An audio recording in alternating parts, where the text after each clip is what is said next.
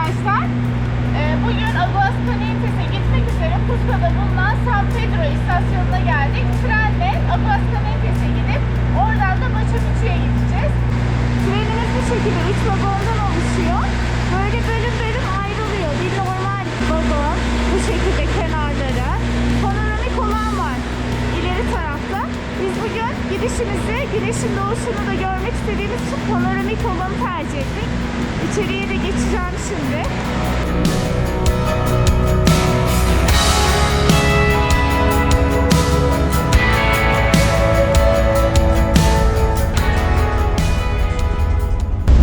Eğer sizin de ölmeden önce görülecekler listesinde Machu Picchu'yu gezip görmek varsa muhtemelen bu videoyu izliyor olacaksınız. Şu anda bu 4,5-5 saatlik tren yolculuğunda muhteşem manzaralarla karşılaşıyoruz ve buraları bunca engel aşıp sadece trenin geçtiği yollardan bizler oraya seyahat etmeye çalışırken İnkalar nasıl oraya bir medeniyet kurmuşlar bunu bilmiyoruz. Böyle panoramik bir tren tercih ederseniz hem yukarıdan olan görüntüyü görürsünüz bu şekilde hem de yan taraftan böyle manzaraları görürsünüz.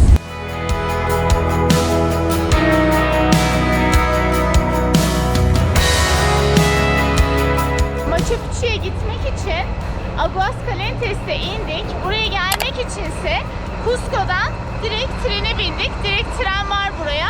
Cusco, San Pedro istasyonundan binip direkt 4,5 saat tren yolculuğundan sonra Aguascalientes'teyiz. Tren istasyonundan indikten sonra birçok otel ve hosteller var. Yine her yerde olduğu gibi böyle Cusco'ya ait çantalar, şapkalar, şallar var. Yine hediyelik eşyalar var. Cusco'dan Aguascalientes'e yolculuk 4,5 saat sürmüştü. Çok keyifli, güzel manzaralarla karşılaşarak güzel bir yolculuk yaptık ama ne de olsa biraz yorucu oluyor.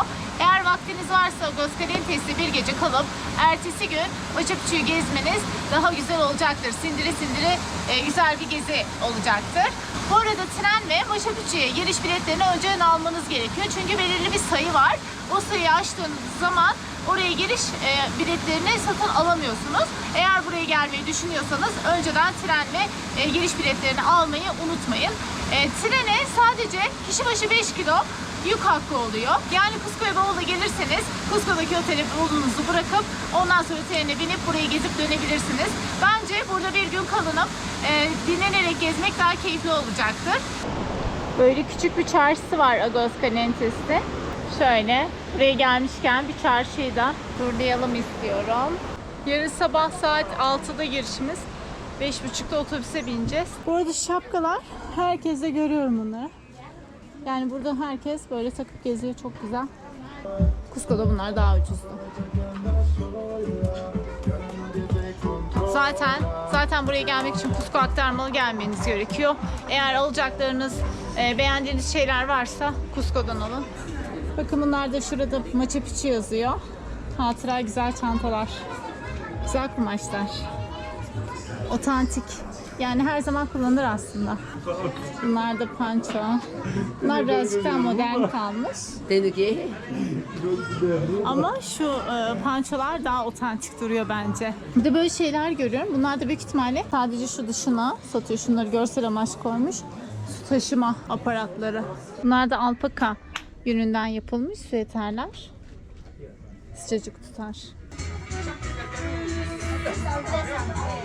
Böyle eğleniyorlar. Çok fazla dükkan var ama hemen hemen hepsinde de aynı şeyler var. Çok fazla uzatmayacağım bu kısmı. Zaten yeterince çektim. Böyle buradan bir tane su geçiyor. Şuradaki otellerin de çoğu su ve şu dağı gördüğü için genelde dere ve dağ manzaralı yazıyor otellerde, hostellerde. Şöyle bir fiyatlara baktığım zaman bence Cusco'dan birazcık daha pahalı Aguascalientes. Hem küçük bir yer olması nedeniyle hem de biraz sınırlı sanırım o yüzden. Machu Picchu bulunduktan sonra oteller, hosteller, restoranlar kurulmaya başlamış. Geziyoruz. Aguascalientes'ten Machu Picchu'ya gitmek için bir otobüs bileti satın almamız gerekiyor. Yaklaşık 20 dakika sürecek. Şimdi bilet satın almaya geldik.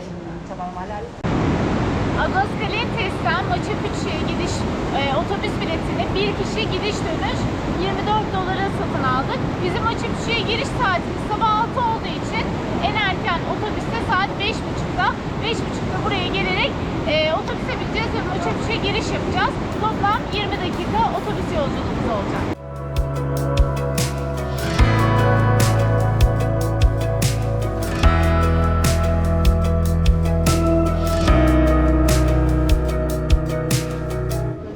Günaydın. Sabah saat 5.30. Şimdi Machu Picchu'ya gitmek üzere otobüse bineceğiz. Bu otobüsler herhangi bir saati yok. Doldukça giden cinsten. Zaten Machu Picchu'ya giriş saatimiz sabah 6 idi. Sabah saat şu anda 5.40. Birazdan otobüse binip Machu Picchu'ya giriş yapacağız. Machu Picchu'nun giriş alanına geldik. Şöyle. Önümüzde sıra var. Birazdan giriş yapacağım.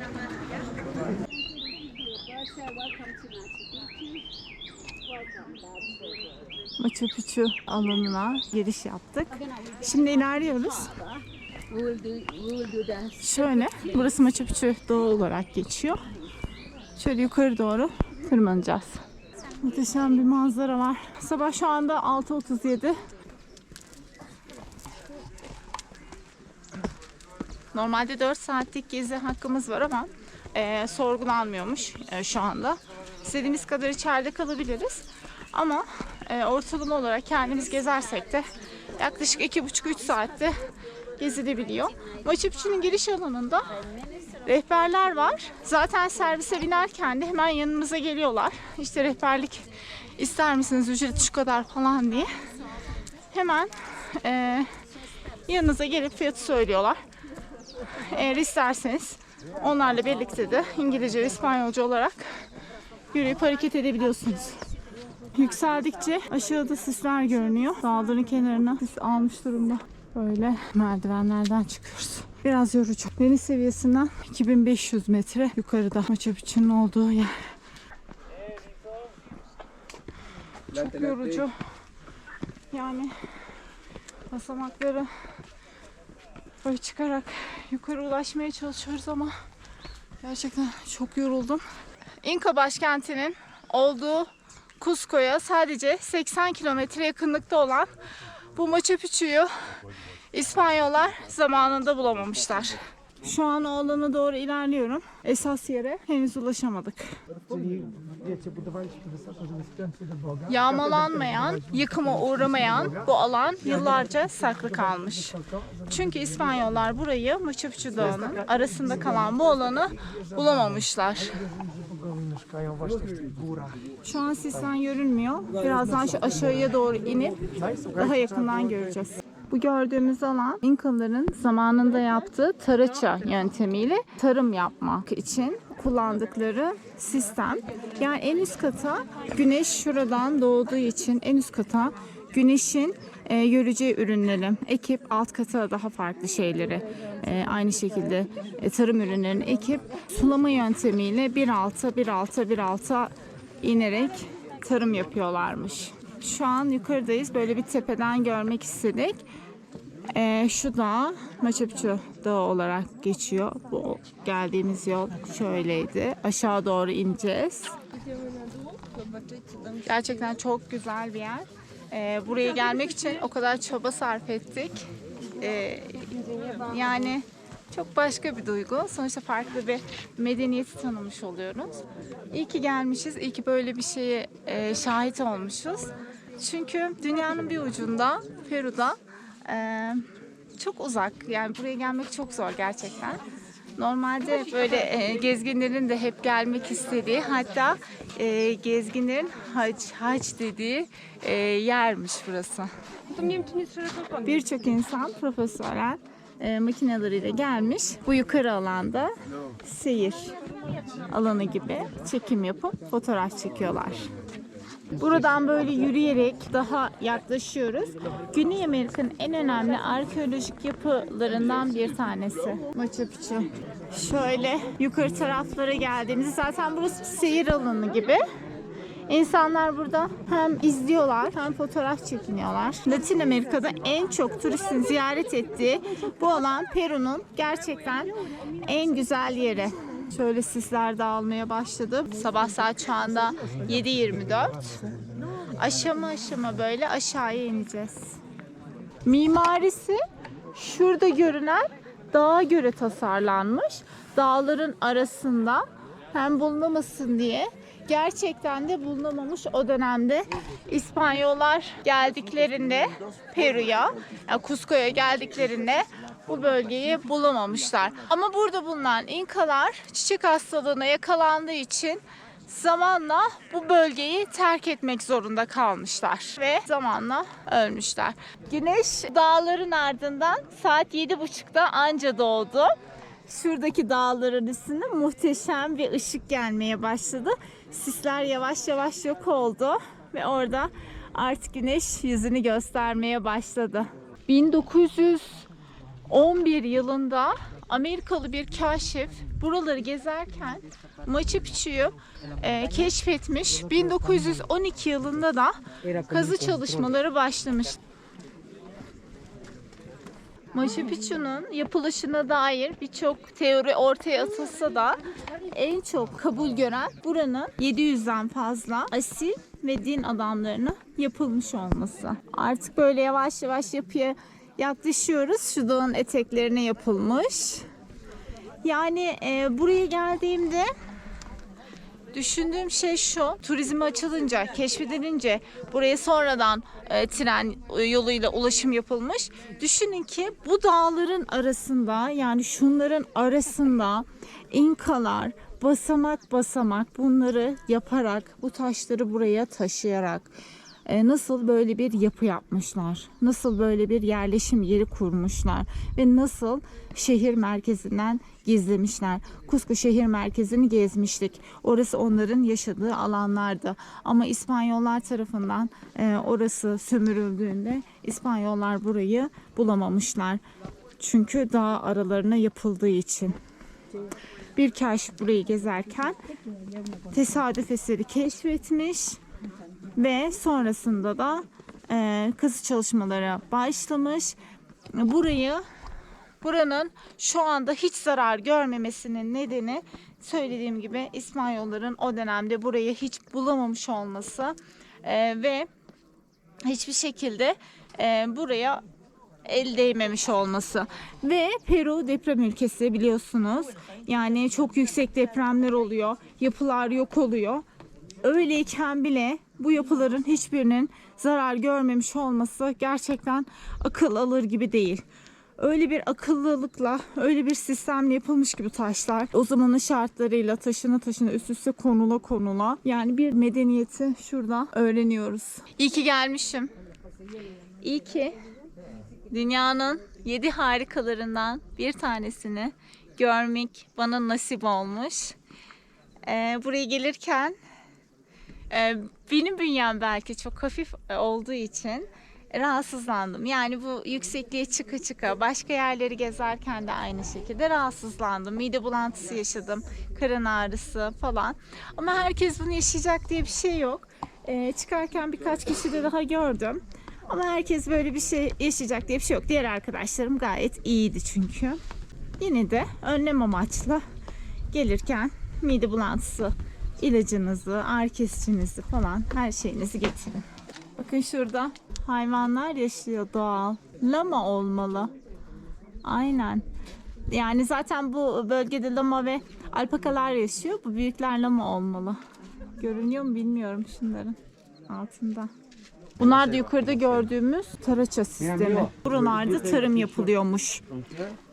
En üst kata, güneş gören kısma başka bir bitkiler ekilip sulama sistemi, ona göre böyle alttan ine sulama yöntemiyle tarım yapılıyormuş. Şurası taraça yöntemiyle yapılan tarım alanı. Buralar yerleşim yerleri. Ay, burada böyle 3 tane koca lamalar var. Çok güzel ama tehlikeli. Sinirlenince tükürüyorlar. Biliyorsunuz. Şuraya kadar geldi.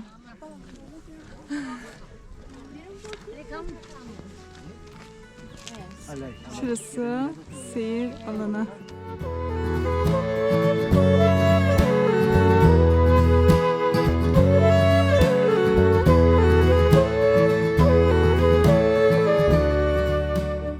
Burası evleri olabilir. İnkaların.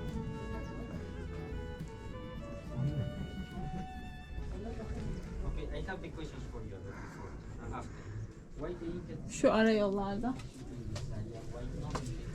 geçiyoruz, böyle iki ev arasında yer yapmışlar.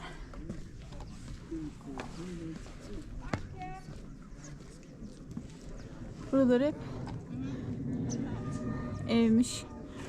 Şu dağları aşıp bu olayın, yani buranın yapılmış olmasına hala aklım ermiyor. Buradan incecik su kanalları var. Hala devam ediyor.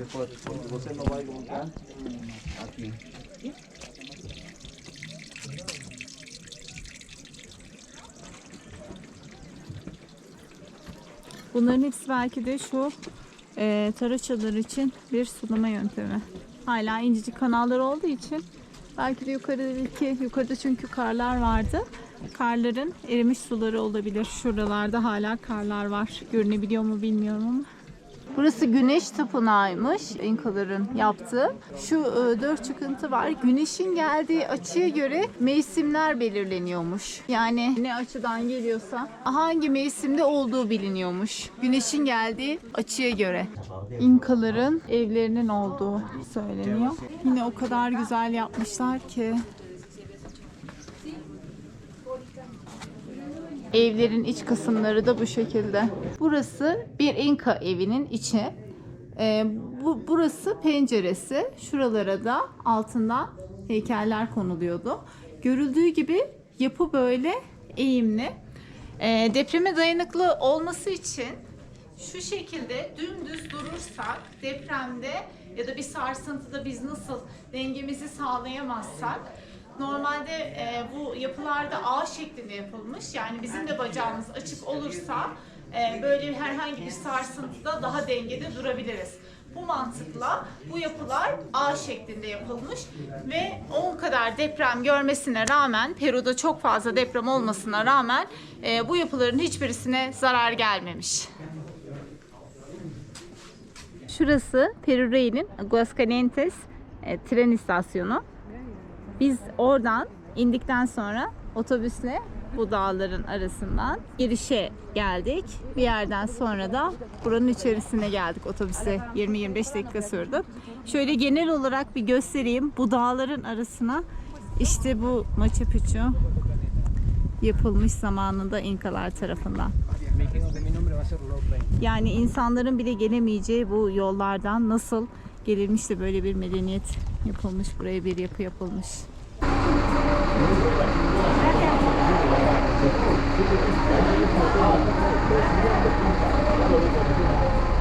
Sabah gelip gezmemizin avantajı şu oldu. Hem orası böyle çok da olmadan, çok kalabalık olmadan gezdik. İstediğimiz noktalarda fotoğraf, video falan çektik. Çünkü arkada böyle grup grup insanlar geliyor. Her ne kadar günlük limit sınırlı olsa da yine de kalabalık oluyor tabii, belirli fotoğraf noktaları olduğu için. Ve güneş tam olarak gelmeden gitmiştik. Çünkü şu anda saat 10.30-11'e geliyor. Güneş dik şekilde gelmeye başladı. O yüzden tam ideal, yani saat 11'de çıkış yaptık. 6'da girmiştik. 4 saatte yeterli oldu yani. Peru'nun bir de İnka kolası var. Hemen tadına bakalım. İnka kola Peru'ya özgü.